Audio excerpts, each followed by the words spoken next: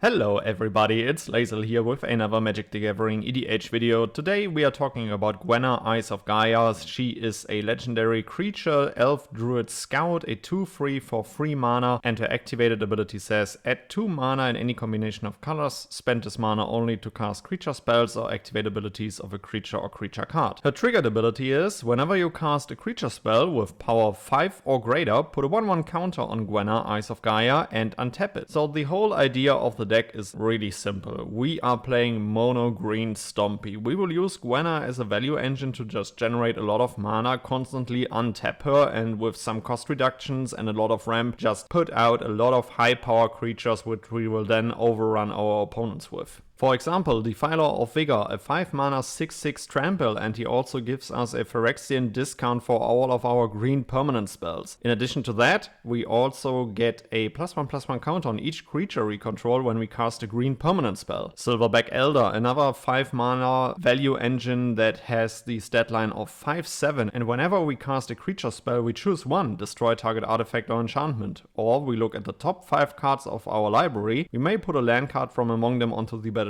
tapped and put the rest on the bottom of our library in any order, or we can gain 4 life. Annoyed Altisaur is 7 mana 6/5 reach trample dinosaur, which is great, and in addition to that it also has Cascade. Cascade is great in this deck because when you cast a spell, exile cards from the top of your library until you exile a non-land card that costs less. You may cast it without paying its mana cost. The great thing about Cascade here is that it is a cast. On cast of the Altisaur we get 2 triggers. We get the Gwenna trigger to untap her, and we also get the Cascade trigger.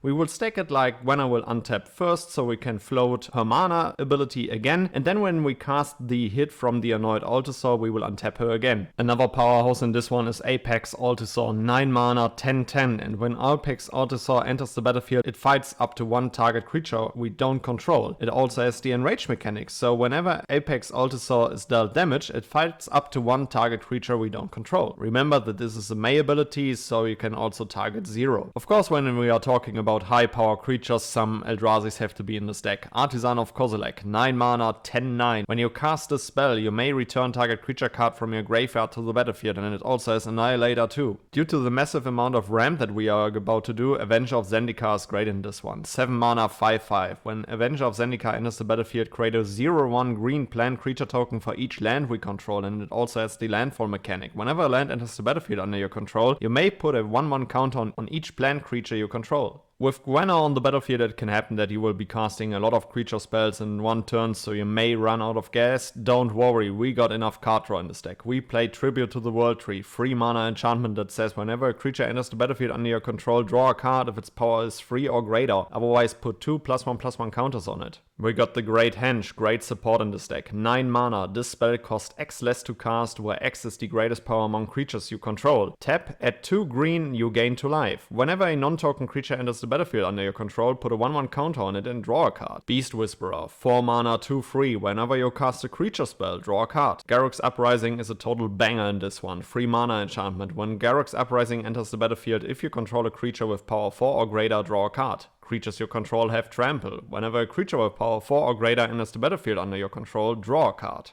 We also play Colossal Majesty, 3 mana enchantment. At the beginning of your upkeep, if you control a creature with power 4 or greater, draw a card.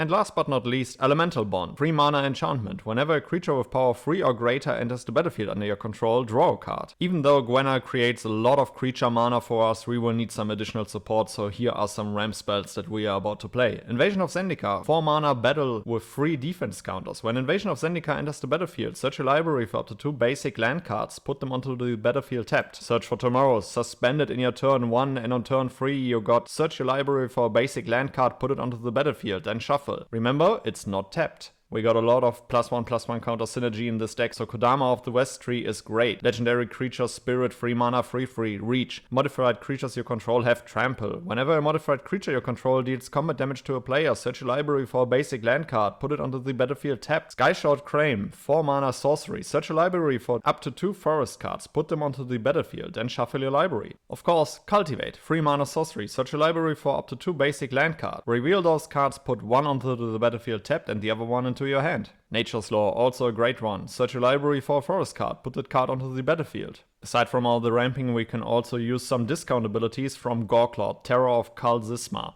4 mana, 4/3. Creature spells you cast with power 4 or greater cost 2 less to cast. And whenever Gorklaw, Terror of Khal Zisma attacks, each creature you control with power 4 or greater gets +1/+1 and gains trample until end of turn. And again, my personal favorite ramp spell, Traverse the Outlands. 5 mana sorcery. Search a library for up to X basic land cards where X is the greatest power among creatures you control. Put those cards onto the battlefield tapped, then shuffle. Again, we got a lot of +1/+1 counter synergy here in this one, so let's pump it up even more. Hardened Scales, 1 mana enchantment. If one or more +1/+1 counters would be put onto a creature you control, that many +1/+1/+1 counters are put on it instead. Also live the Shattered Spire, 2 mana legendary artifact. If one or more +1/+1 counters would be put on an artifact or creature you control, that many +1/+1 counters are put on it instead. For 2 mana tap, put a 1/1 counter on target artifact or creature you control. Activate only as a sorcery. And if you really need it, cycle it for 2 mana. Biophages is great in this one. 2 mana, 1/3. Human Tyrannid Wizard. Tap him to add 1 mana of any color. If this mana is spent to cast a creature spell, that creature enters the battlefield with an additional +1/+1 counter on it. And if you want to surprise your opponents, just play Savage Summoning. 1 mana instant. Savage Summoning can't be countered. The next creature card you cast this turn can be cast as though it had flash. That spell can't be countered. That creature enters the battlefield with an additional +1/+1 counter on it. Our main weakness with Gwenna, Eyes of Gaea, is that we will be flooding the board with powerful creatures in one turn, and then we still have to survive one turn cycle until we get to swing for the win. But let's simply dodge that with some Haste Enablers. Zurek and Gorklaw, 6 mana, 6/5 trample. Other creatures you control have trample. Whenever another non-token creature enters the battlefield under your control, put a 1/1 counter on it and it gains haste until end of turn. Concordant Crossroads, 1 mana world enchantment. All creatures have haste.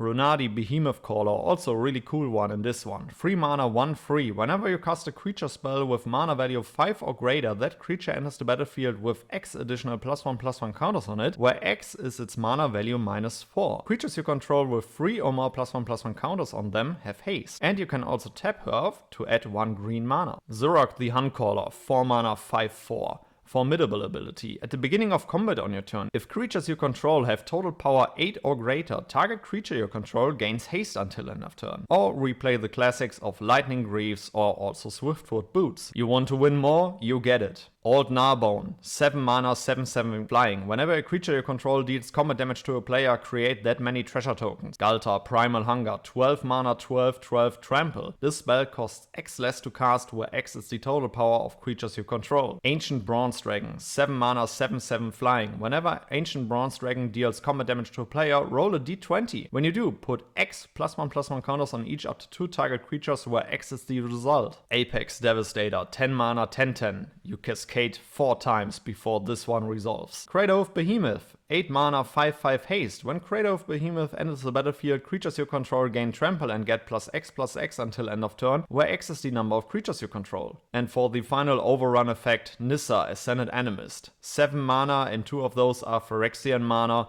legendary planeswalker with 7 loyalty. +1, create an XX green Phyrexian horror creature token where X is Nissa's Ascended Animist loyalty.